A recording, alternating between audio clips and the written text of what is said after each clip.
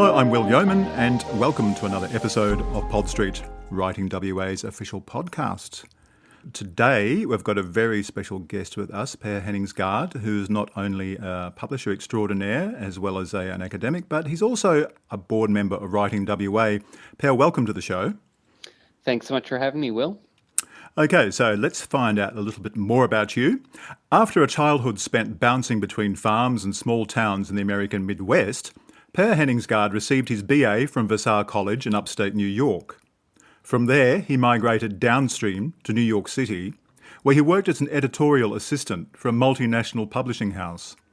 Then, in 2005, he was awarded a Fulbright Grant on the basis of a proposal to study book publishing and regional literature in Western Australia. A planned 12-month stay in Australia was extended when he was offered a scholarship to enrol in a postgraduate program and continue his research under its auspices. Per received his PhD in 2009 from the University of Western Australia. He returned to the United States later that same year in order to take a job as assistant professor of English at the University of Wisconsin-Stevens Point, where he directed a student-staffed publishing house, Cornerstone Press.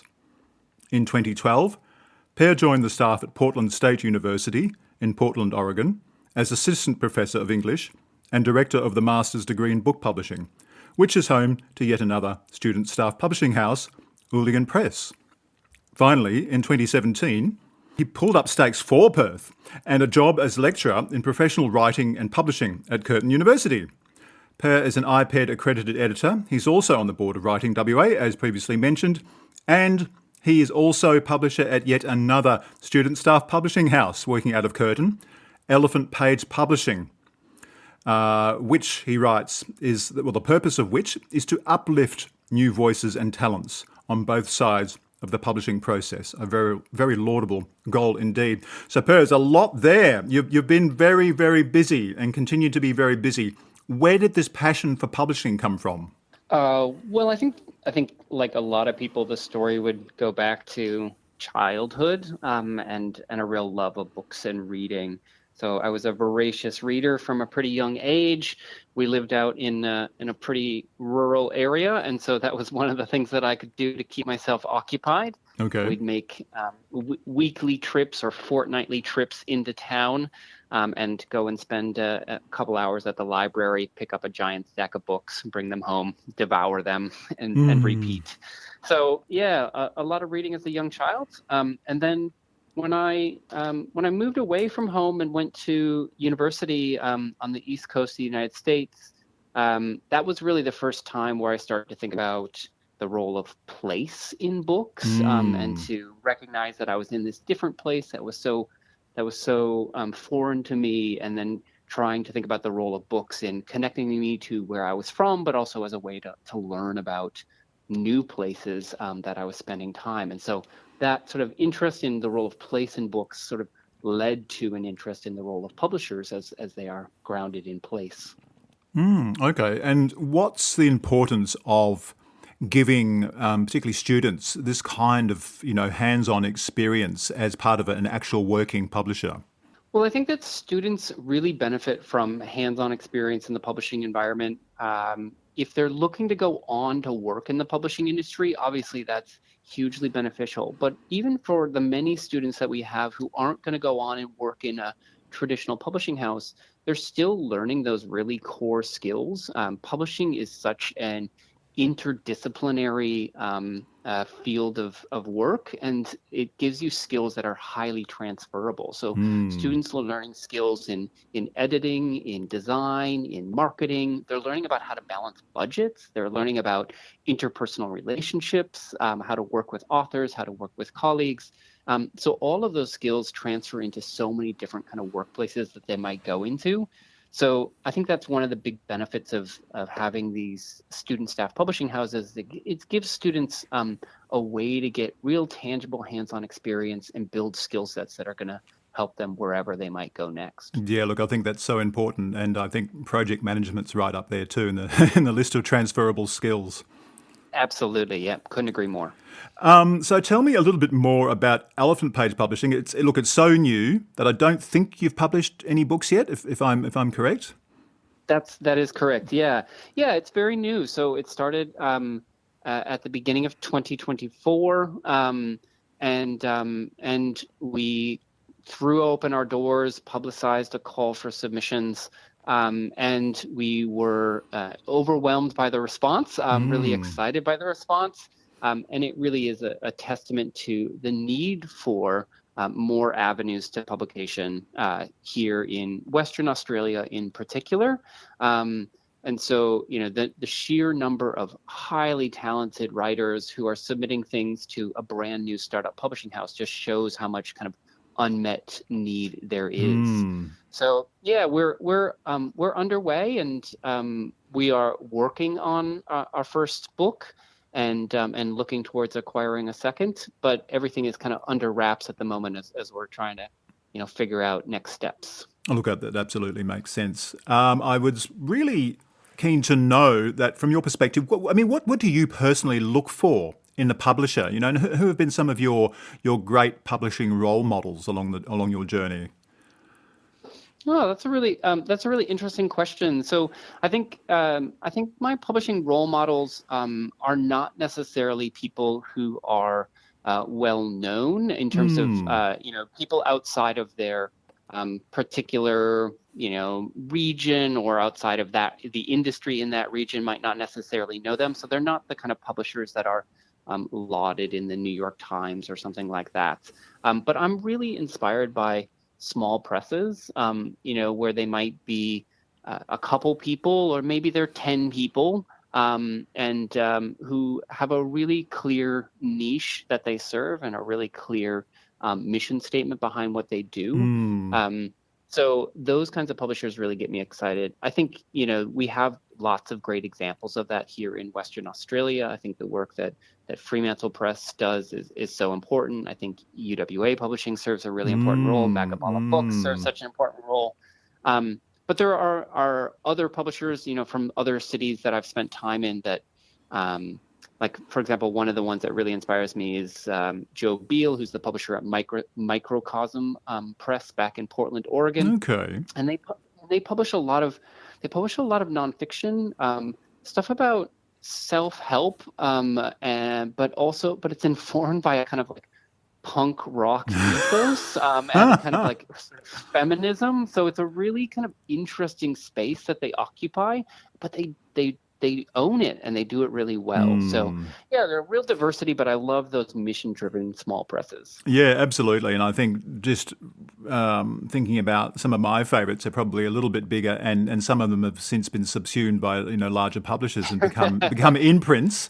But I'm thinking like New Directions, or For Us, Shiro, all those guys that, particularly in the areas of poetry and essay, are just amazing, legendary stuff. Absolutely. To what extent is it important to you that a book should look good as well as sound good? In terms of graphic design and all those kinds of aspects, typography, layout. Yeah, I think it's really important, and it's something that I put a fair amount of effort into with the students that we deal with, that we're working with. We want to ensure that we're creating books that readers recognize them on the shelves, so that they're sending the appropriate kind of visual messages about what kind of book they are and what you can expect from the content within them.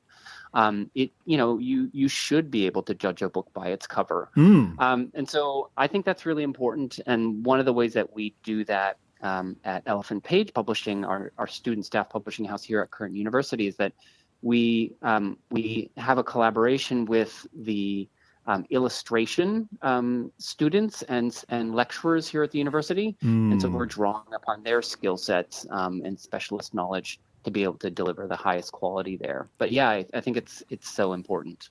Oh, that is fantastic. I mean, I just as an aside, yesterday I went to visit some students, graphic design students at TAFE, which is right near the State Library of WA, where our offices are located.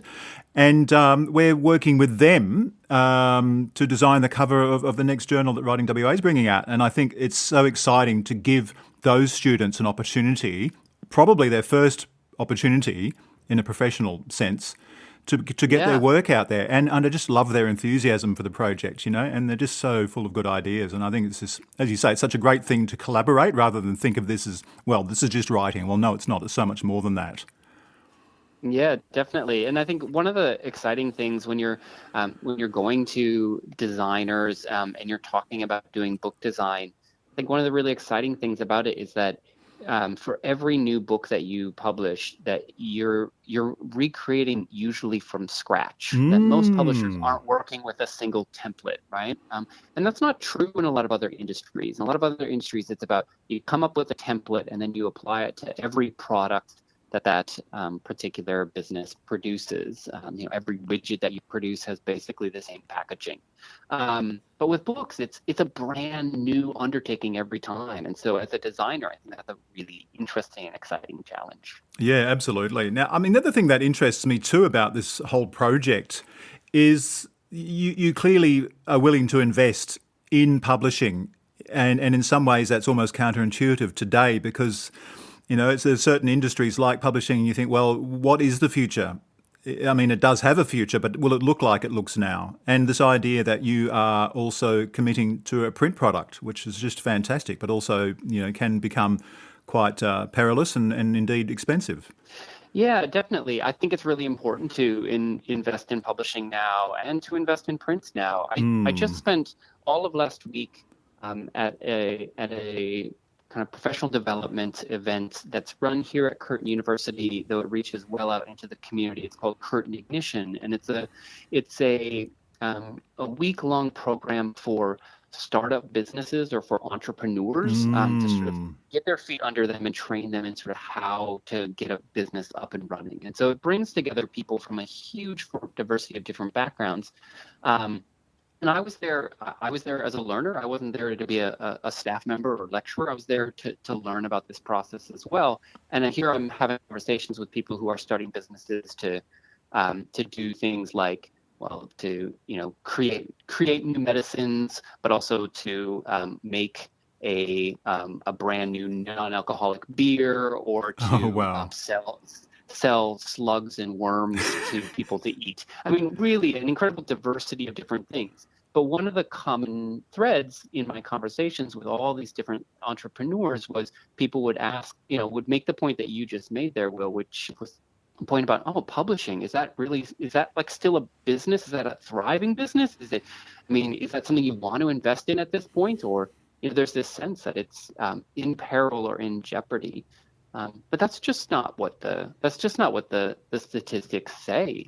People are reading a lot, and they're still reading in print. Here in Australia, 75% of book sales are print book sales.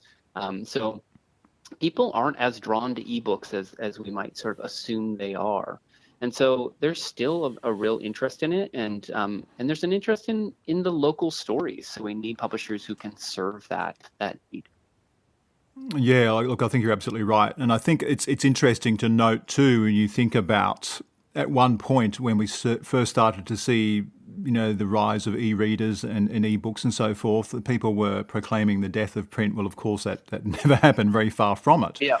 But I was reading an article about how AI is going to develop, and they'll get to a point where it's people will crave something that's made by the human hand. This whole idea of the artisan making these beautiful objects, and they become collector's items in the same way as vinyl's made a resurgence. We think about vinyl records, for example.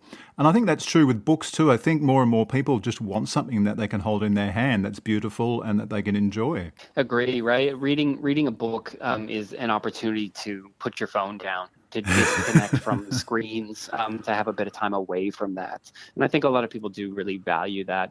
They really value that experience. I also think that the role of AI. There's a role for AI in maybe producing some kinds of nonfiction, sort of instructional type books. AI might have a valuable role to play there. But when people are reading life stories, or even when people are reading fiction, I think there's a real sense that people want to connect with the person who wrote that story. They want a connection with some kind of creative mind that is behind it. And That desire for that connection is evidenced in a variety of different ways. But one of those is, people showing up to writers' festivals and going to book launch events and, wanting to hear from the people who authored things. So I don't think that AI can displace that need that we have for human connection and the role that books and stories can play in that. That's such a great point, and I guess it's related to provenance. I mean, people buy something, they invest in something, they're actually investing in the backstory, aren't they? And AI doesn't have that. Well, maybe it does, but it's a horribly mechanistic, dystopian backstory.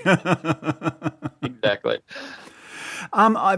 We talked about some of your, favourite publishers and so forth. What about your author? The favourite authors, the kinds of books you enjoy reading, and the kinds of forms you enjoy most reading as well. Yeah, so I started out my kind of journey into books and reading and publishing coming from what I recognize now to be a really kind of snobby elitist tradition. I was very interested in reading the classics and having ticked off that list of what I thought were the best books, the great books from any given period of time. So I read my way through the classics and moved into contemporary literary fiction, the kinds of things that got awards, won the Booker or won the Nobel.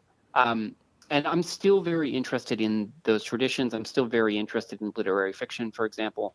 But as I've gone deeper into my career as a publisher, and also as I've gone deeper into my career as a lecturer, spending a lot more time with a lot of people who have different reading interests, that's really diversified my reading. And so I very consciously read across a lot of genres.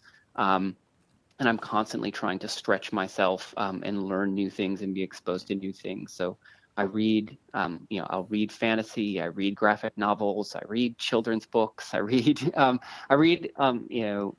memoirs. I try and read widely, and I try and understand what it is that draws people to these different forms and functions. I think my instinctual love still is in literary fiction, but I want to read as widely as possible, and I get a lot of joy out of now being able to go, oh, okay, I understand what it is that makes for a great crime novel, right? Rather than just a mediocre crime novel. I have that sense of the nuances now. I think that's fantastic. It's really helpful, and it does help to contextualize those literary masterpieces as well, doesn't it? So it adds to your understanding of those so-called great books, which I think is brilliant. And of course, though the classics will always be the classics, but there are other books to read as well. I guess it's not an either-or equation, is it? It's you can certainly have everything when it comes to reading. Yes, absolutely. So maybe as a final question, if I may, your teaching, your engagement with students, with young writers, are you feeling confident, inspired, hopeful for the future? I mean, what have you been encountering? What kinds of conversations have you been having with these people? Yeah, my work with students inspires me every single day, and it really does drive the things that I do. And push me to kind of continue growing and expanding my understanding of the world around us and of the role that books might play in that. I think we hear lots of negative talk about Gen Z or Gen Alpha, and I think we hear negative talk about what role books or reading might play for these people who grew up in screen-based cultures and are watching TikTok. But my work with students shows that they're still really interested in writing, and they're still really interested in reading, and we want to try and meet them where they are, and of course grow and expand, and help them grow and expand and find new vistas to look at. But they're enthusiastic about these things, and the experience of starting up this publishing house and getting students on board with that. It's been a challenge, undoubtedly, but a real delight, because students will put in far more hours into this publishing house than they will put into many of the other classes that we offer, because they see the kind of they see the value in real books. and they go, wow, if we're going to really publish a real book by a real author and it's going to have real readers at the end of it, that's a journey I want to go on. They're invested in that. So that gives me a lot of hope for the future. Oh, look, that's fantastic, Per, and that's exactly what I wanted to hear, and I'm sure many listeners did too. Is there anything else you wanted to add? I don't think so, but I thanks so much for inviting me to be on the podcast. I really appreciate it, and really appreciate, of course, the great work that Writing WA does to serve the local literary and writing communities, from publishers to readers to authors, and everyone in between. Oh, no, I really appreciate that. Thank you. And I just an important question or answer did occur to me while you were saying that, and that is, where do people go to find out more? So elephantpagepublishing.com.au, and then you can also find us on every social under the sun, from Instagram to TikTok to Facebook to X. We're on them all. Fantastic. Well, look, thanks again, Per. It's been an absolute pleasure talking to you today, and I hope you enjoy the rest of your day. All right. Thanks so much, Will. Take care.